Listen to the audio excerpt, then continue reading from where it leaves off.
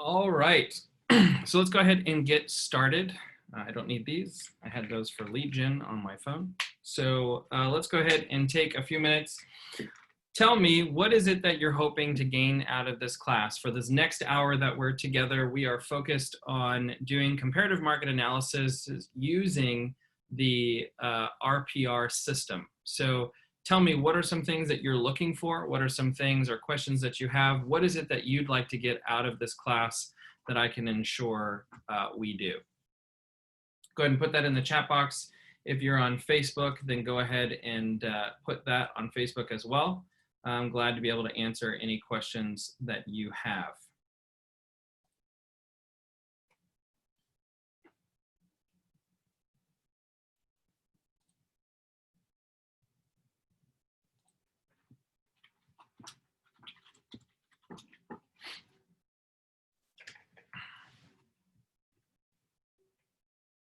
While you do that, I'm just going to shut the door real quick.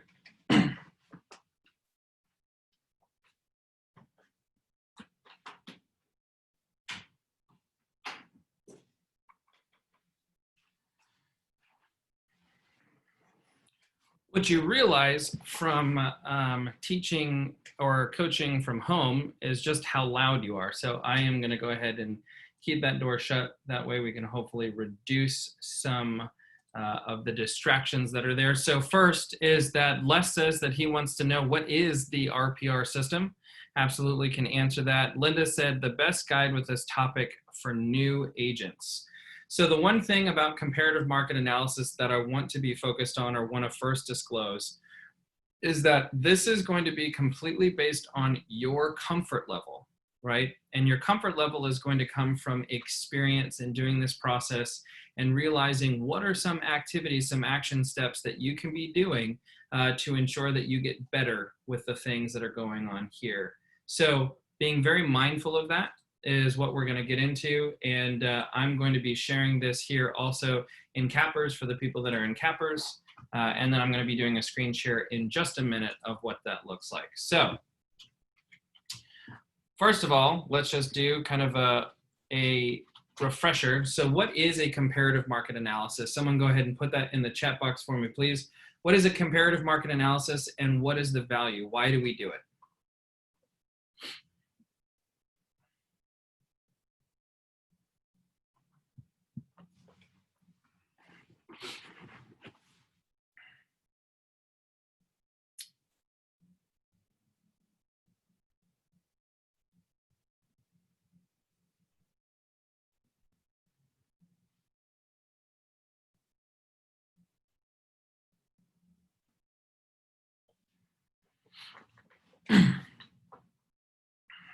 Yes, no, maybe. Ladies and gentlemen, it becomes very boring to teach a class when you're all by yourself. So I just want to make sure that you are participating at a high level and you're doing it mostly for me than you are doing it for you, right? So understanding that when we're doing a comparative market analysis, it is what gives us the ability to make an informed decision and to help our sellers and our buyers ensure that they're putting a home on the market that's in alignment with what the market will allow, right? So Leslie said it's comparing like properties to estimate a price for a home. Absolutely. And I think what's most important about this is, again, it's that turn of phrase that is to price the home at a price that the market will allow. It has nothing to do with what we want to do. We're not just listing the home. Our intention is to sell the home. And Nicole said we do it so we can reasonably price a home for it to appraise when we do sell it. Genoa said comparing your subject properties to others which are similar, looking at active, pending, and sold properties. Absolutely, for all of those answers. But just remember that the whole purpose is for what the market will allow, not just we're wanting to list at whatever price. It is what buyers and ultimately buyers and sellers say are most important for them, right? Okay, so let me go ahead and pull up the information that we need on the activities and things that we can be doing. So first and foremost is to share, if you are in the MLS, right, and you can see the MLS here, this would be if you go to mfr.mlsmatrix, right, you'll see on this homepage I do want to point out as a complete aside, but just something to make you feel a little bit better in understanding what's going on. There are lots of tools that are here that can be really helpful for you. First and foremost, my favorite box, which is the My Listings box, will show how many things you have as well as what the office has. So if you're thinking about doing an open house, but you yourself don't have a particular listing that you want to highlight, or you just don't have any inventory, not only do you have who are my active listings, my pending listings, but you'll see my office's active listings and my office's pending listings. So I can circle prospect, I can knock on doors, I can do certain activities. I can reach out to the agents that have these active listings, let them know that I would like to hold an open house for them. I'm available this weekend on Saturday or Sunday. If they would like to allow me to do that, please let me know what would work best for you and your sellers. Following CDC guidelines, of course, but this is a wonderful way. Another way is to let them know that you'd like to do a virtual open house. You'd like to do a virtual guided tour in hopes of bringing a buyer to their listing. Is that something that they can allow you to do?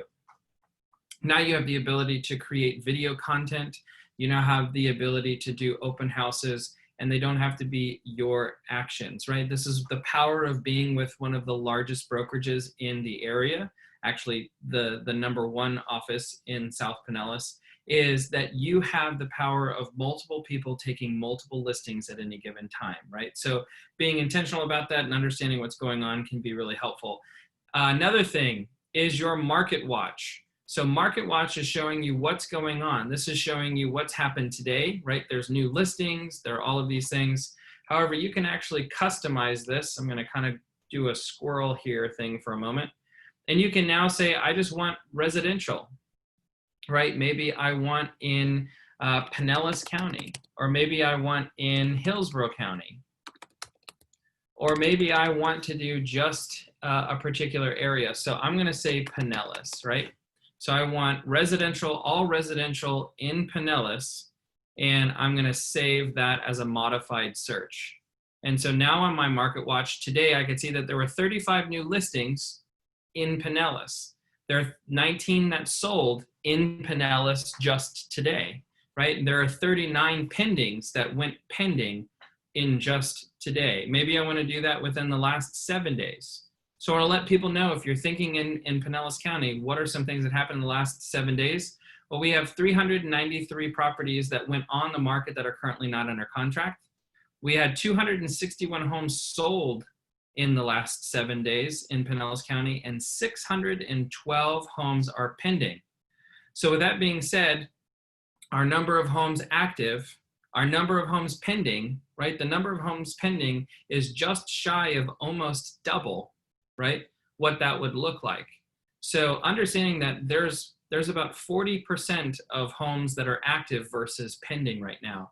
Inventory, clearly, if it's there and it's priced correctly, they're coming off the home pretty quick. And to that point, we're seeing some people make some corrections, maybe some people who were pushing the limits on what they could list a property for. And so you can see that there were 391 decreases, as well as 151 people who put the property back on the market for whatever reason, right? They could have been back on the market because they were nervous, so they temporarily took it off market. It could have been under contract.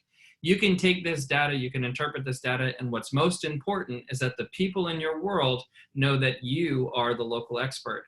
Please do not just post a Tampa Bay Times article. Please do not just post a Real Trends article. Take the information and bring it to your people where you're the person telling the narrative. Get on camera, tell them a little bit about what's going on so that they can come to you as the source for this information. Now, if you don't like the way that you look, change or get over it. But the point is that in today's market, you absolutely have to be on camera in front of people so that they can get to know you, your personality, and the fact that you are the local expert. Okay, so all of that has nothing to do with comparative market analysis. I guess kind of, right? So that you can know the activity, what's going on. And yet today is about using RPR, right? So on your external links, right, this is some of the benefits that you have of being a paying member of the MLS and being a realtor, is that you get to be a part of some of these things. So the thing that I want you to click on is the one that says RPR, right? And so by clicking on RPR, it's going to take you to a new screen, and that screen is going to look like this, right? So what I would like to do is, does anyone have an address? Maybe it's their home address that you would like to use as a sample. Do not give me anything that is not currently listed already. Or maybe you can give me a listing that you already have, but don't give me anything that you're working on getting live, but you haven't actually got paperwork signed, because we don't necessarily need all of that. So someone give me in the chat box an address that you would like some information about.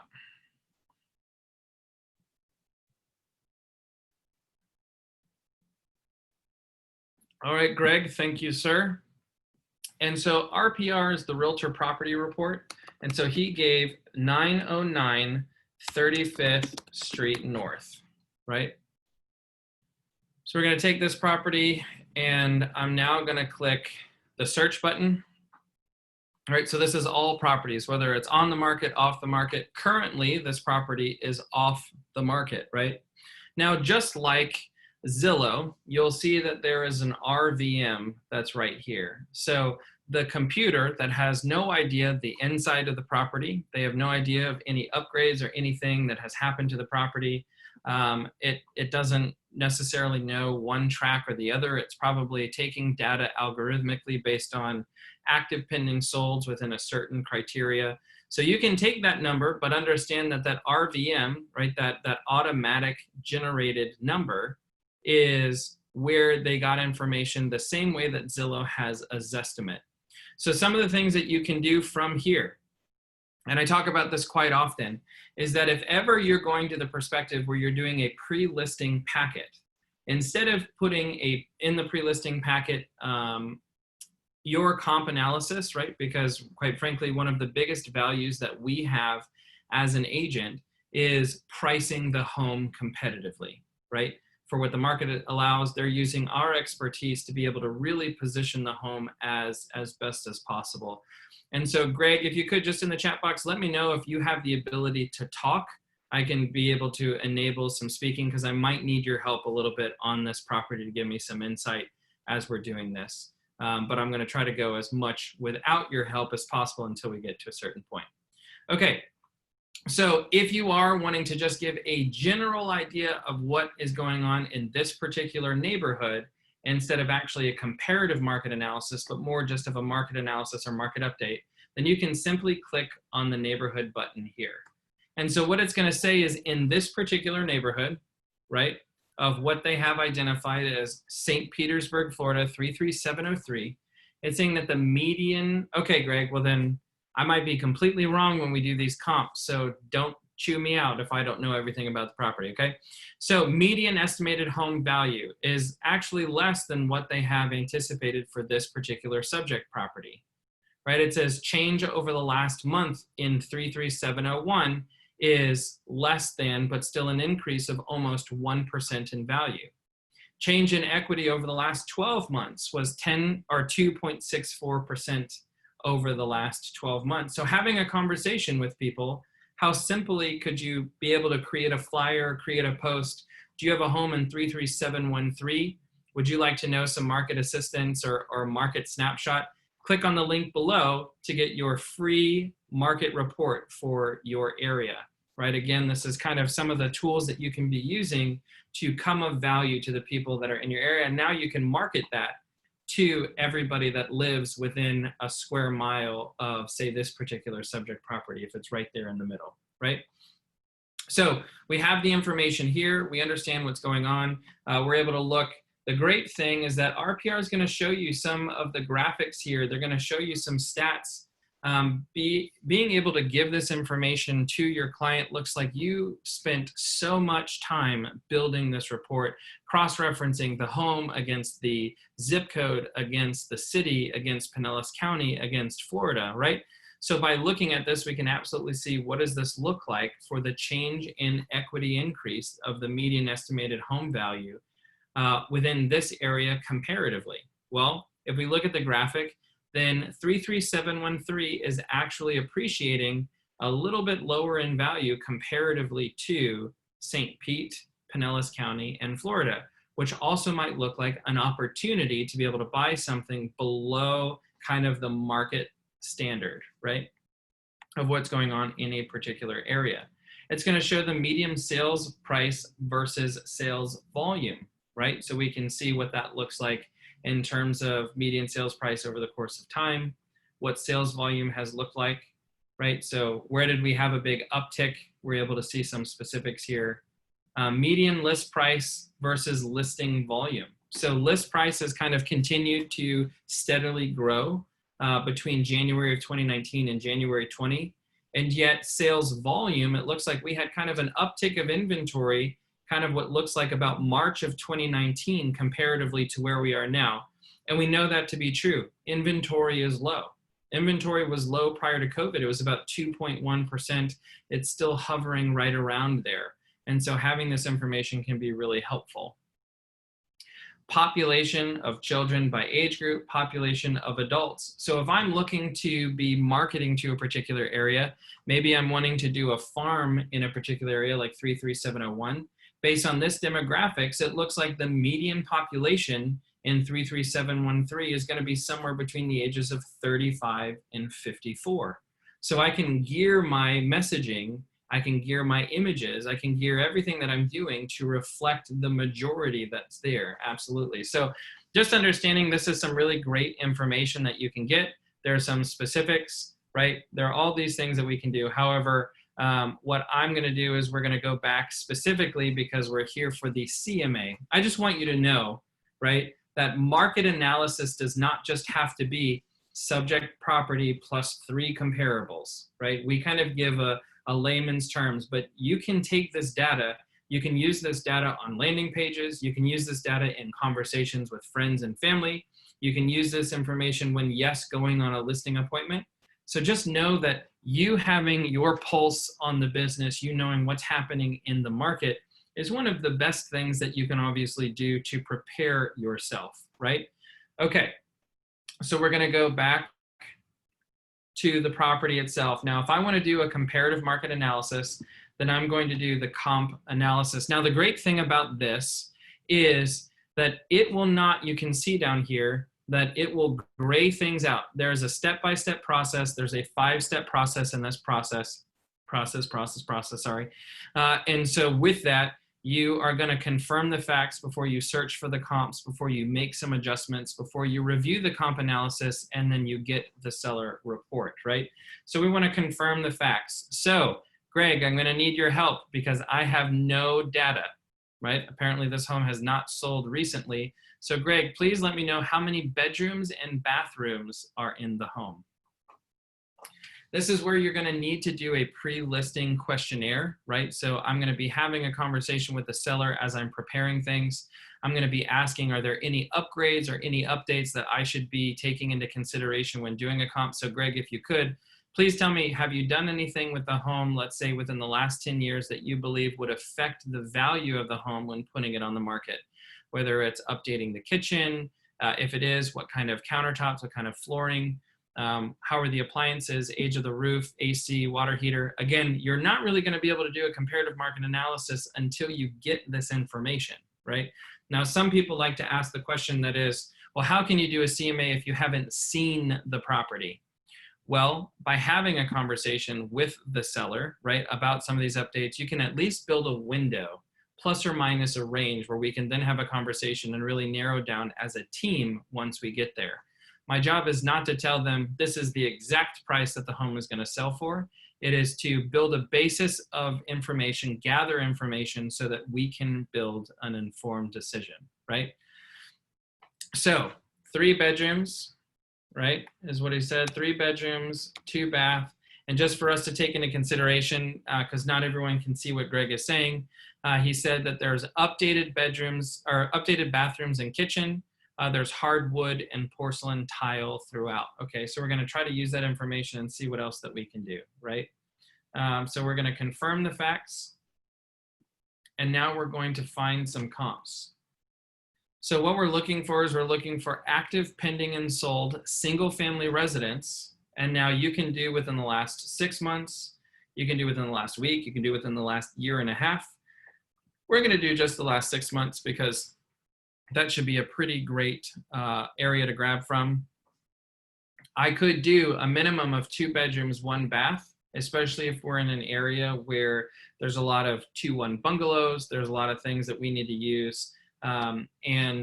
Greg also replaced the roof and AC in 2019, which is fantastic. So we'll definitely take that into consideration, right? This property is 1,300, give or take 1,300 square feet. So we might have some 2 bedrooms that might be comparable that we're going to have to make some adjustments for. Now, what I want to be sure about is that you're going to see once we do make the adjustments that you're moving a toggle, right? There's a certain level of art and science by using the RPR report. So please don't take it for exactly what it is. There are obviously room for improvement and you can make those tweaks. This is just really an opportunity for me to show you some of the tools that you can use.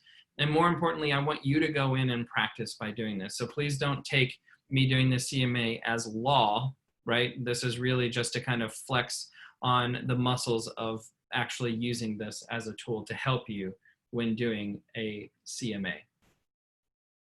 Especially when you're dealing with a high C personality that wants a lot of data, this is going to be really helpful to do so.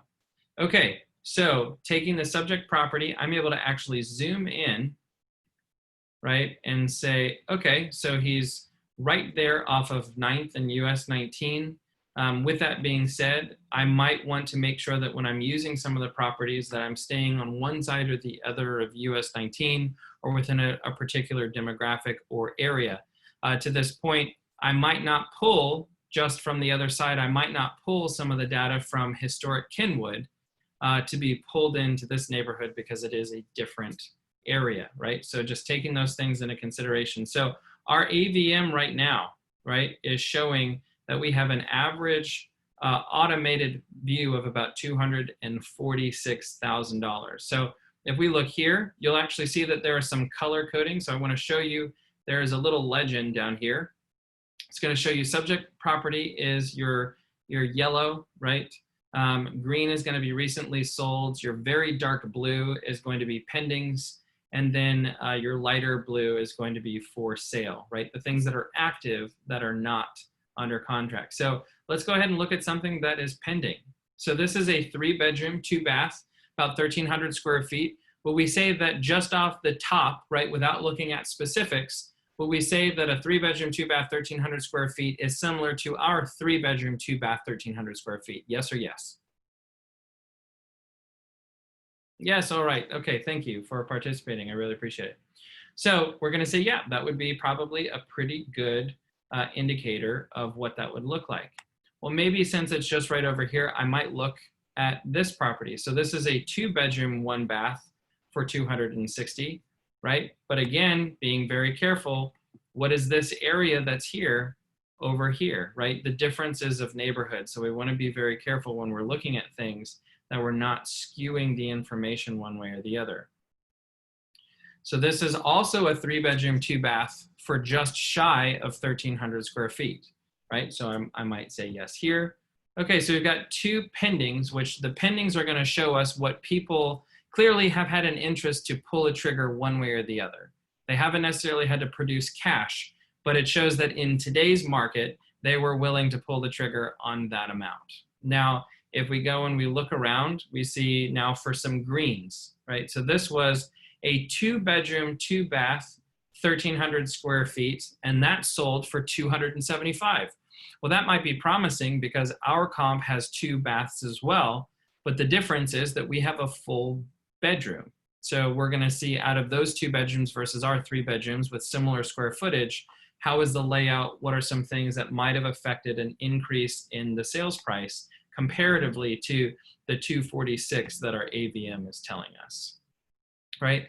Now we've got one down here. This was a 2-bedroom, 2-bath for 1,200 square feet, and it sold for 178,000. Well, that's significantly less than where we are.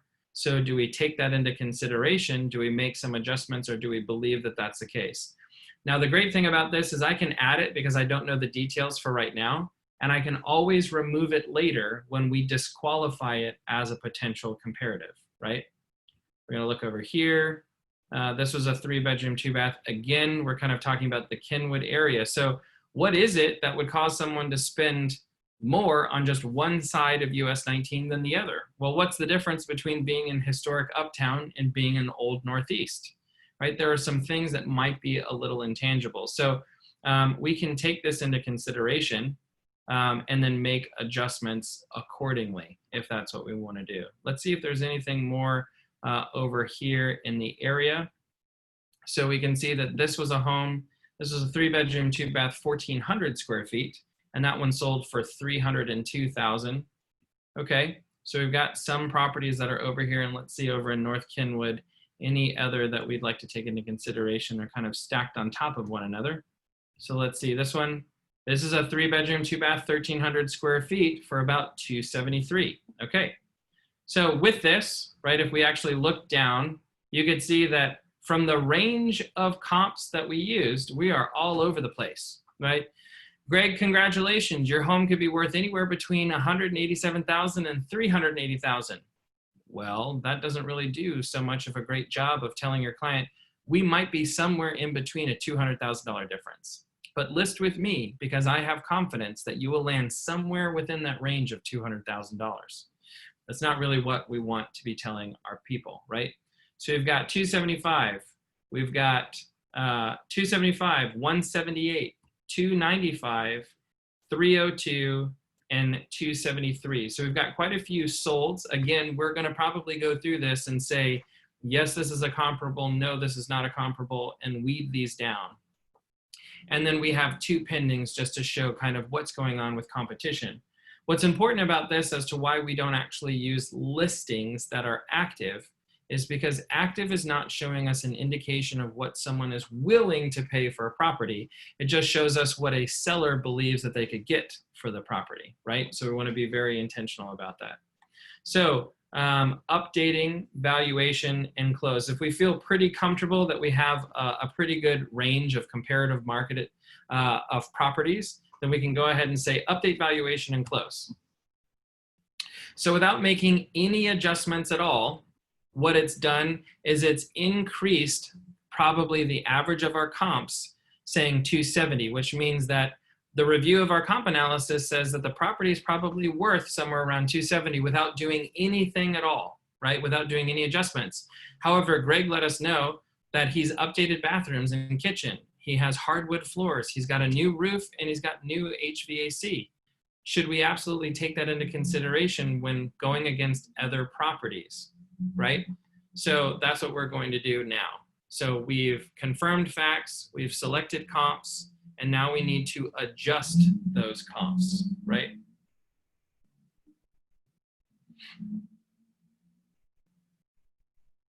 So now we need to kind of find some details about these properties, right? So this first one, remember, this first one we had as a potential subject property. We have 3 bedrooms, they have 2 bedrooms. We have 1,344 square feet, they had 1,368, right? They have another pantry. We have a larger lot than they do, right? They do have a 1-car garage. Greg, do you have a garage? I haven't looked at the property yet. And based on the Google image, I can't really see. So Greg, do you have a garage? Go ahead and put that for me in the chat box. Okay, Greg does not have a garage. However, based on just these 3 comps, they do not have a pool, right? It doesn't look like any of them. Oh, we do have a pool here. The one that sold for $302,000 does have a pool, so we'll need to take that into consideration.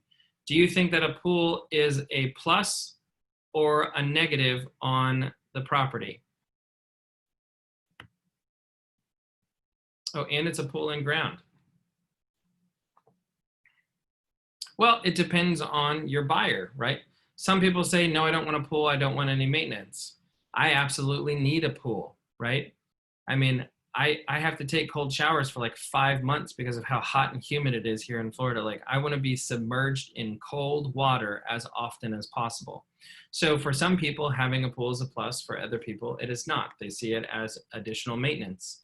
If it's a secondary home and someone's not there to maintain the home, or they don't want maintenance on a pool for 6 months when they're not in the state, a pool might not be a plus. But we're going to definitely take it into consideration when we're listing it as an opportunity to say that it is a plus. So thank you, Leslie, for pointing that out. So just by looking, we actually have 2 properties here that are 2 bedrooms, 2 baths. Both of these have smaller lots. These do have garages where we do not have garages, right? They do have shingle. Both of them are slab where we have footing, right? And then we have a combination of exterior walls similar as them.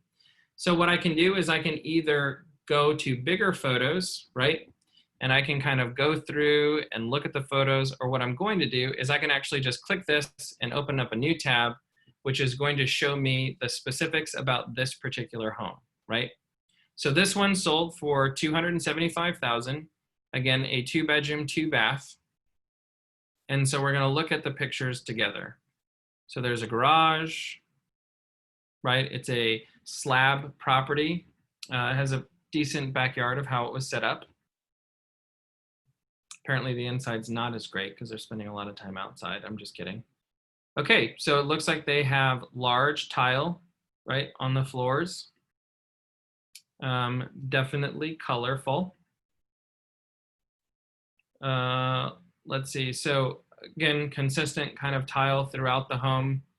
You've got different spaces throughout.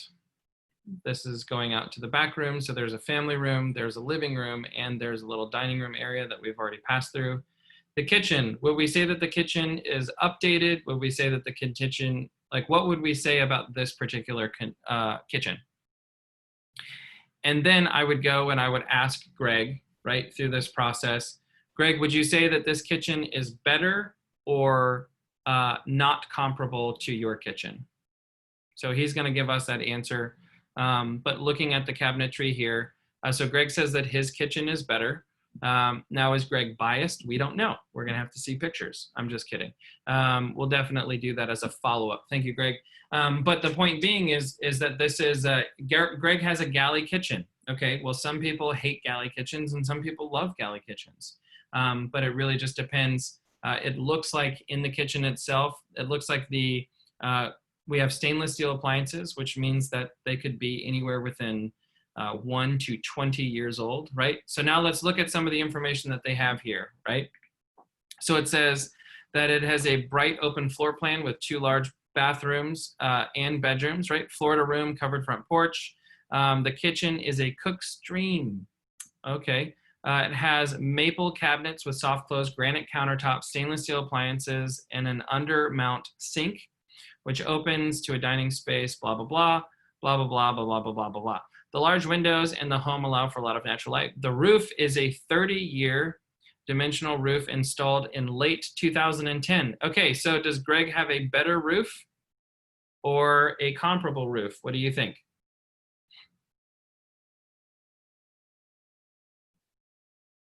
The air conditioner is 2015. Greg's roof is 2019, right?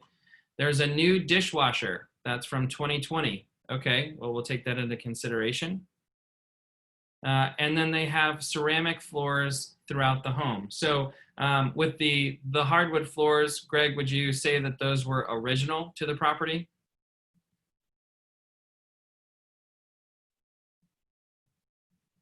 Okay, awesome. So original. So with people that are looking, especially in our area, especially around Kenwood, you have people where you would say, some people would say that original hardwood floors, which are red oak. Okay, well, that's awesome because it's very difficult to get red oak now comparatively, right? So looking at some of the things that are here is, if we were to go back and look at this, would we say that this 2-bedroom, 2-bath with a garage is a comparable to the property of Greg's? Should we include it or should we not include it?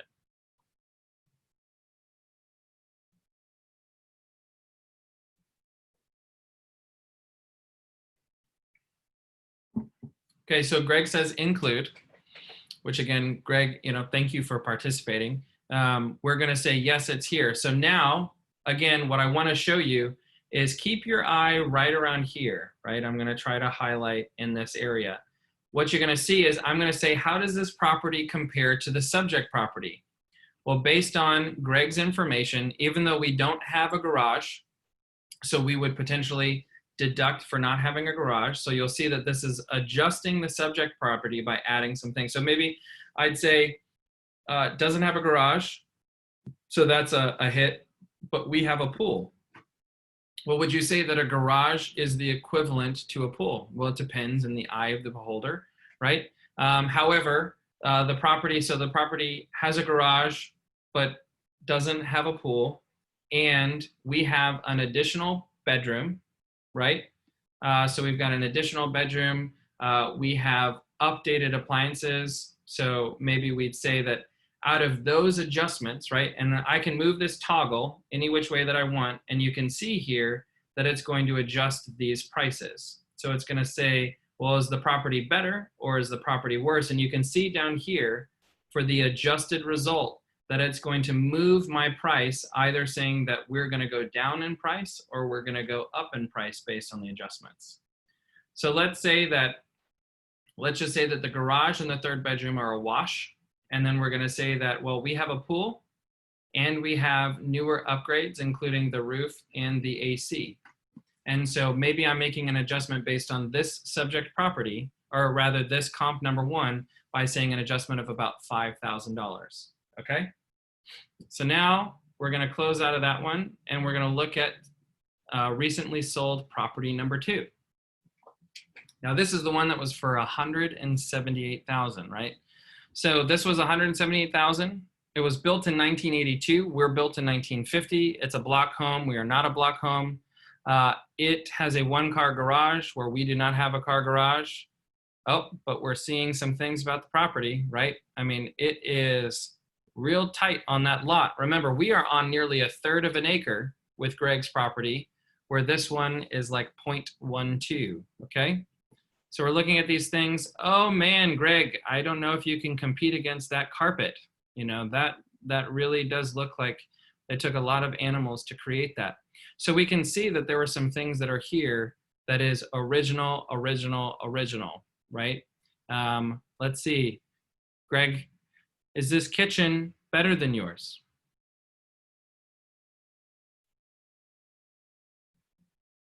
No, we don't have to be rude, right? And he just said, no, I'm kidding. I don't have to be rude. But the idea here is obviously going in it from the perspective of, as a buyer is looking at a property and they're looking at one versus the other, we always have to make sure that we're running it through the filter of cost versus value. Are people finding value for the price that we're putting on the market? So this one is definitely outdated, right? I'm sure that it was well maintained, and yet from that perspective, it's not one that we necessarily would use as a comp, right? But let's keep going. Let's see, maybe we do want to use it as a comp or maybe we don't. So again, 2 bedrooms. Again, it has that beautiful, carpet throughout. Has 2 bathrooms that also have, you know, accessibility and additional support installed. Again, we have that 1-car garage that's here, and then a fairly long backyard, right? We're not seeing necessarily any specifics about the property itself. So let's see if there's any information that we can get from here. Again, the lot size is 0.14, so about half of the size of the lot that Greg has. Right? We're seeing that it's in a no flood zone and has about 1,274 square feet comparatively to ours, which is a little bit larger, right? So we're taking this information in. Now let's go back, right? So we go back. Would we use this 2-bedroom, 2-bath outdated with a 1-car garage and no pool? Would we use this comp as a comp for our property, yes or no?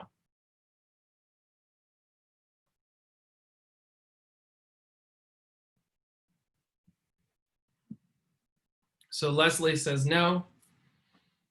Can I get a second? Bo says no. Okay.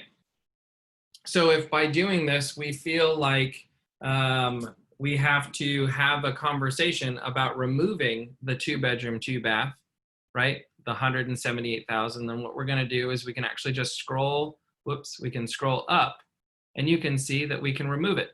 Bye-bye. And now it's gone, right? So now we're looking at this one, 3310 8th Avenue. We can see again that it is just around the corner. It's a 3-bedroom, 2-bath. It does have about 200, right? 300 square feet or 299 square feet less than our subject property. It's on half of the lot, right? And we can see that it was built in 1941, right? It's shingle, frame. We can kind of get some of the information that's there. So let's go ahead and let's take a look at this property. So it's 295, which includes the fact that it is in Kenwood. Apparently my brain's shutting down. You know, bungalow, great. It's got some really nice charm to the house, right? Let's see, what other information can we find? It was placed on the National Registry of Historic Places. Well, Kenwood was. So understanding that about the property.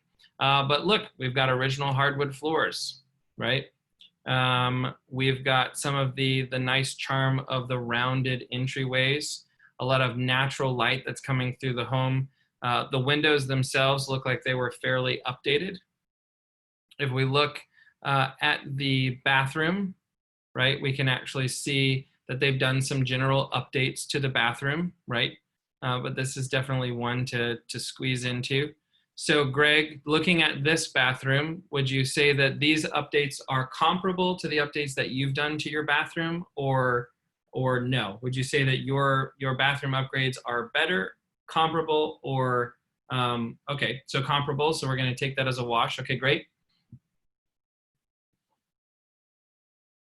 How about in this bathroom? So this bathroom looks like it was not as updated as much as the last one. However, it does have, you know, the hexagonal tile floors, but, you know, that vanity does not look probably as comparable if you did both of them at the same time. Can you confirm for me, Greg, on this bathroom? He's like, man, I didn't know I was gonna have to work this hard. Okay, so the vanity is a pedestal. Awesome. And again, if there's a nod to historic charm in this property, then a lot of that's going to go to Greg's advantage for sure, right? So we're going to take those things into consideration. We're going to look at them and see some of the things that are there. What else do we got? So again, kind of open feel. They've knocked some things down. Now we've got a galley kitchen, right, with some updated appliances. Looks like we have a darker granite and backsplash. Looks like they have some things. So to Greg, would you say that this kitchen is better, comparable, or would you say yours is better or comparable or worse than this kitchen? Okay, comparable. So we're winning, right? Saying this feels like a good comp. This feels like something that we can actually sink our teeth into, and we can show property per property being fairly close to one another, right? So thank you for your participation. Outside of the kitchen, looks like there's a little exit to go outside, right? We don't see anything that's talking to us about the age of the roof or the AC. So outside of this property, we would say that ours is going to be better, has a nice area outside, has room for a pool if one wanted one. Again, Greg's property is on 1/3 of an acre, so this is still, his property is about double the size of the lot. We definitely need to take that into consideration. Also, including the fact that he has a pool. And then it does have what looks like a detached garage. So we're going to exit out of here. Right, we're going to come here and see, does it have a garage? It did have a garage, so we're going to take that in. Oh, that was that one. This one says it does have a garage. We're going to take that into consideration, right? So it's a 3-bedroom, 2-bath in Kenwood with a garage. So all in all, would we say that there are some things to take into consideration? Yes. So how does this property compare to our property? Well, this property is in Kenwood. So that might be, in the eyes of some people, to be a better property or a little bit more value. Okay, so we're going to move that up. That adjusts the subject property by a little bit. However, it also has a garage. So now we did that even more. But Greg's property has a pool and it has new roof, right? And we'll say new roof, new AC, and it's there. So maybe what we're going to do is say just out of all of it, it's probably a pretty good wash, right? It's going to say that it didn't affect our price, but by removing the other property, that 178,000, and taking this one into consideration, you can actually see that the price, the value, right? So the adjusted result of our comps is putting us at about 290,000. Okay, let's keep going. Number 3, subject property number 3. This is the one for over 300,000, right? So this is not too far from his home. It's now saying that the RVM for this property was 288, and yet it sold for 302. It's a little bit larger of space. Now let's look at some information. So it's a 3-bedroom, 2-bath. It has a brand new roof, right? They've done some things on the inside, some additional updates. It says a perfect AC. Okay, that's a little overselling. Large walk-in closet. So let's just take a tour of this home and we're going to see how it fares, right? Okay, so obviously it's one that someone who loves Joanna and Chip Gaines. They love that little country chic, mid-century modern meets barn house, right? So they've got some features that are nice. They have the bottom floor where the wood is there. I don't know the age of the wood. I can't really see. This is one of the things that we would need to go in and physically see the comps if we can to help us make an adjustment on some things here, right? Looks like they love all kinds of textures with wood and everything else.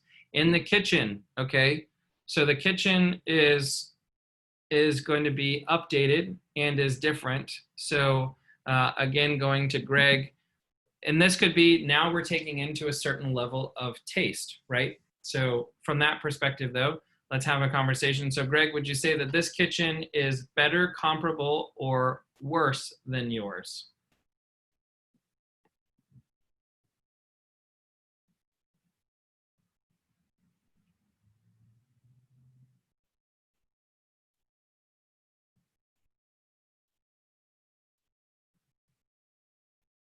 Okay, so to Greg's point, in keeping with the home style, so keeping, you know, kind of tilting a nod to keeping that essence of a historic home, he's saying that this style taste is worse. And for someone who is looking for, you know, that mid-century home, one that they could be restoring, that's kind of the ode to the craftsman bungalow era and the things that are around it, then seeing that this is a very modern, sleek, kitchen might be a turnoff for some people, and that is to Greg's point, and I would probably second that. Of course, there are people out there that are willing to pay, but it does look like it is a newly updated kitchen, but it might not be in alignment with what someone was looking for on the inside, right?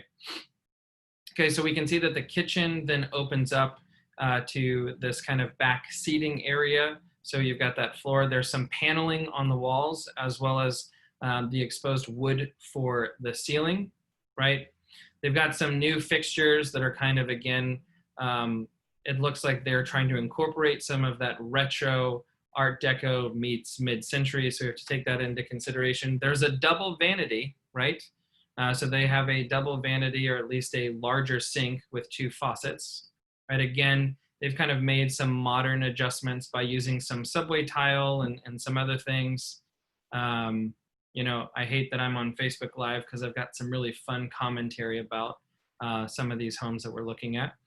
But you can see this is a huge closet, right? So they've got a huge closet built into one of the bedrooms. And then they have the paneling, right? They've got the shiplap paneling that's here.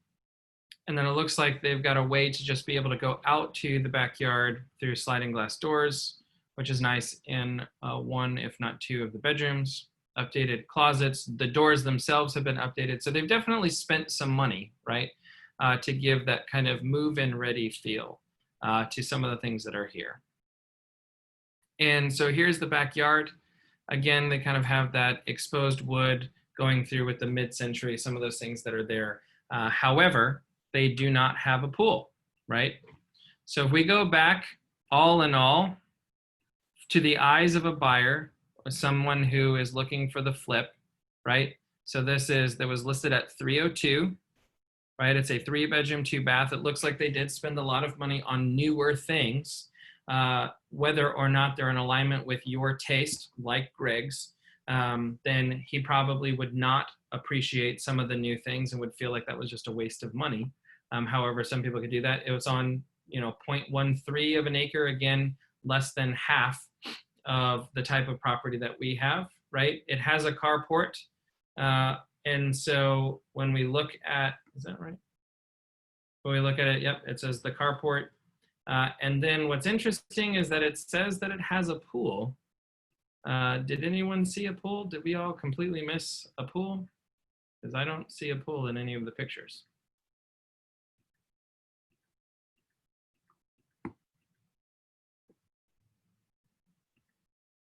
Oh, now we can see the flip. So that's the other great thing, is that we can see some of the historic photos. Oh, wow, yeah, they did a big flip, right? Garbage. So for me, this doesn't, it says it has a pool, but it actually doesn't. So Greg, if we were to look at this all in all, taking everything into consideration, including the updates that you've done, including your home style, including your pool, would you say that this property is comparable, better, or worse than your property? And not just Greg, let's get some other people. I know that everyone else here, we're kind of running blind on knowing what the property looks like, but take it into consideration. So Greg said, all in all, it's pretty comparable. So we say, does this property compare? Well, it's not the same because we have a pool, right? So we're going to make an adjustment here and maybe say that how much value we're going to add. It has a carport, which, Greg, do you have a carport? Not that a carport is going to do a whole lot, but is there any kind of covering for a car? Nope, just open parking. Okay. So let's say that based on the pool, again, they've done a new roof, brand new roof, where ours at this point is now a year old. So let's just say that we're going to make that adjustment. Just by making that one adjustment, including their upgrades plus our pool, it added another $2,300 to our comp. You can see that our adjusted price for the property is about $293. And folks, we just keep moving, right? So for the sake of this, only because I want to get through, let's just take a quick gander here on this property. So we're going to say, original floors. It's got subway tile, right? It's got kind of an open area. Okay. They've done some new things in a kitchen, or in a bathroom rather. Literally, my brain is shutting down. So we can see that they've done some updates. They're maintaining that original wood floors. And, they've got some of the original tiles in the second bathroom. Huge back area, but again, no pool. And when I say huge, it's still not as big as Greg's backyard that has the 0.3 of an acre. This is only 0.12. So by taking that into consideration, let's say that this property is worse, right? It doesn't have the pool. It doesn't have the new AC or the water heater, or the new roof, right? So we're taking those things into consideration. Let's just move that. I'm going to kind of move along.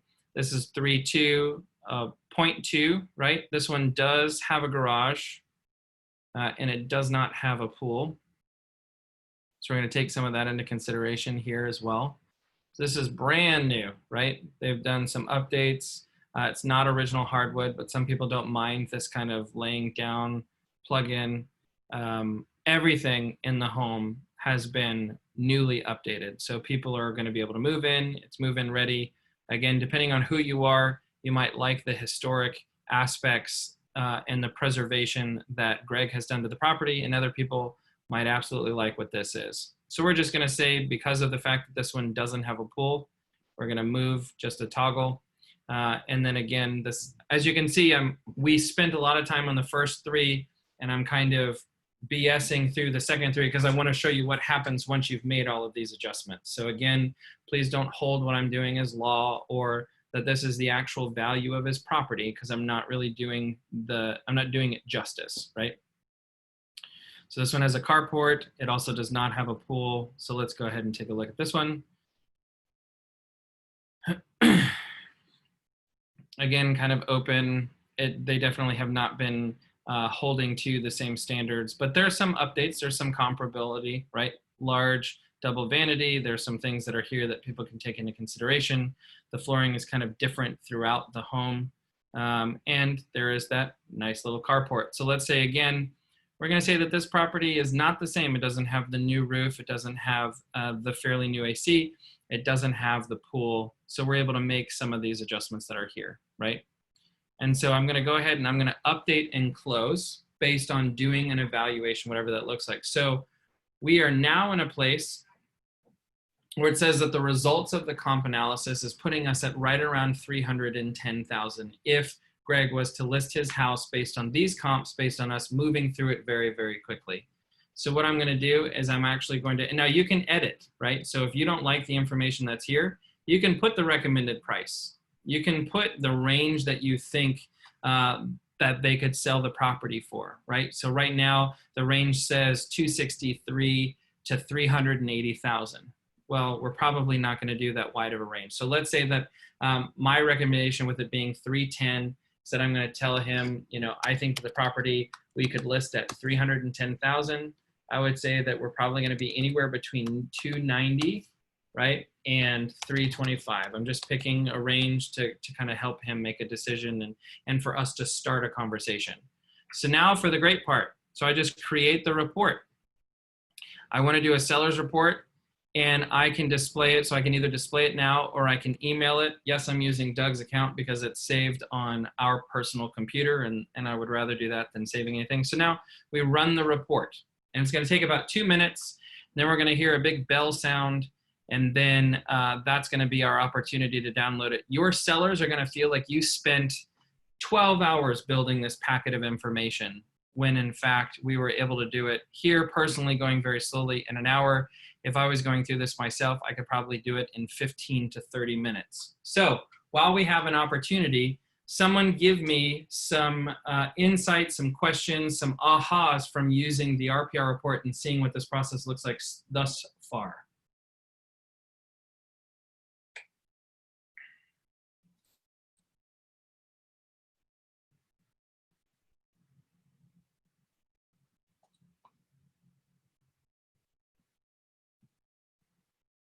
Okay, so Leslie said it actually looks fun to do. Absolutely, turning this into something that you can do. Imagine how more comfortable you would be learning different neighborhoods, learning different properties, learning street addresses, and then doing one of these a day just to practice on properties so that you can get better. Absolutely, it's much more enjoyable when you can actually do something that you enjoy, right? Absolutely. What else? Bo said got signed in and created the account and have already started checking out homes that he's interested in. All right, awesome. Greg, I would love to know your feedback. We've used your property. Again, I haven't seen the inside of your property. I haven't been able to do really a lot, but just by doing this process, what was some interesting things for you? And do you think that your home is worth more than 310,000? Do you think that it is comparable? What are some things if an agent was to bring this to you, would you feel in alignment or am I way off? Again, not having all the information for sure. Greg says that it gives you some insight to the homes that have come to the market in the area. Absolutely. So now let's take a moment and we're going to download the report. So instantly, it's going to be preloaded with your profile. So it's already going to have a picture of you. It's going to have your little cover picture. It's going to talk about the property itself, right? You can see based on the RVM, it says 246, 320. Based on our comp analysis, puts us at around 310. You can see some of the facts. So having the seller just verify that all of this is correct, right? Being able to see some of the extended home information. We're able to see some of the information here, right? The base area, total heated, total square foot, all of the things that are there. We can see the local schools, right? So you can actually see that Mount Vernon Elementary School, Tyrone Middle School, St. Pete High, some of the information that's there for it. How does this property compare to 33713? Well, it's slightly higher, right? Slightly higher, and yet we can see that comparatively to Pinellas County and Florida, this is still a really great place to buy. Now, this is also based on the number that it had for the RVM and not our number. We're going to be pretty comparable with what's happening here. You can see some things from the assessed value seller's report, right? Some things that are here, whatever from a financing perspective, if it's going to be helpful for you. And then there's going to be some really great, again, if you have a high C, a person who loves data, who loves some of the things that are here, you're going to be, I mean, they're able to just read all of this, right? They're able to see what's happening in this saturation comparatively to some of the coastal areas, neighborhoods, right? They're going to see what happens for list price versus sales price, right? So what is the percentage difference in list price for sales price within the first 30 days? It's about 1.8%. But then 31 to 60 days was only 1.5%, which is interesting. If we go 60 to 90 days, it's about 2.7, almost 3%. And as you can see, the difference in list price to sales price ratio just continues to drop. There's also a really great conversation to come back to talk them through the process of what does it look like when we go too high and we sit on the market for a while. We can actually see that the sales price is directly affected. Buyers are coming in lower the longer that we're on the market trying to test the market, right? So we can see the average price adjustments. So within the first 30 days, some people are making an adjustment of about 4% in price drop. Within 30 to 60s, they're making another 4%, 4.5% within 60 to 90 days, 7.9% within the first 120 days. So really great information that can be here. Again, your sellers are going to be like, man, this is so much information. You know, Michael, you didn't have to go through all this process. This is so much. You're like, oh, it's no problem. It makes you look like you've done more than just a one-page CMA, right? So it can be helpful. Generally speaking, I will include all of this, and then I will actually show them the comps itself so they can see what we did, right? How they all compare to one another using the subject property next to the other properties. I'm going to show them the breakdown of the individuals that I used as a comp so that we can have a further conversation about them if need be. And then generally speaking, I stop right here. So right here is the last page that I use. There are a ton more, right? So this just lets them know the total number of properties that were used, and yet how many homes are for sale. There are 8 in the area. There are 8 pending. There are 8 sold. Wow, that's interesting. I don't know how accurate that is.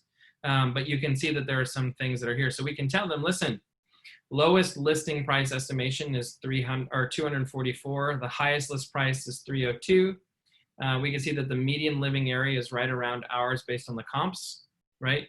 Median on for sale is about 1,500, right? Median for sold is about 1,600 square feet. Average days on market, man, if you are under, right in this area, it's about 2.5% for the ones that are for sale. They've only been on the market for, on average, about 3 days. Average days on market for pendings is saying 12 days, and then average days on market for homes that have sold is 66.5 days, right? And this is the reason why I'm not going to show them all of the for sales, because now we're getting into things that we're not using. So I'm going to print probably the first 24, 25 pages, whatever last page this is. And then I'm going to use that as a PDF, or I'm going to use that to send over to the seller when I go on the listing presentation. Okay. So I hope that that's helpful. Let's go ahead and just for the sake of it, do me a favor, give me 2 more ahas and then we're out of here. What were some ahas from going through this process?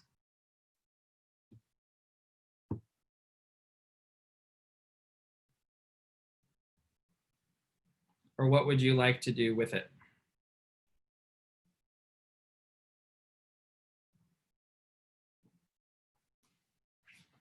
So Bo said that it's going to make him a better expert. Awesome.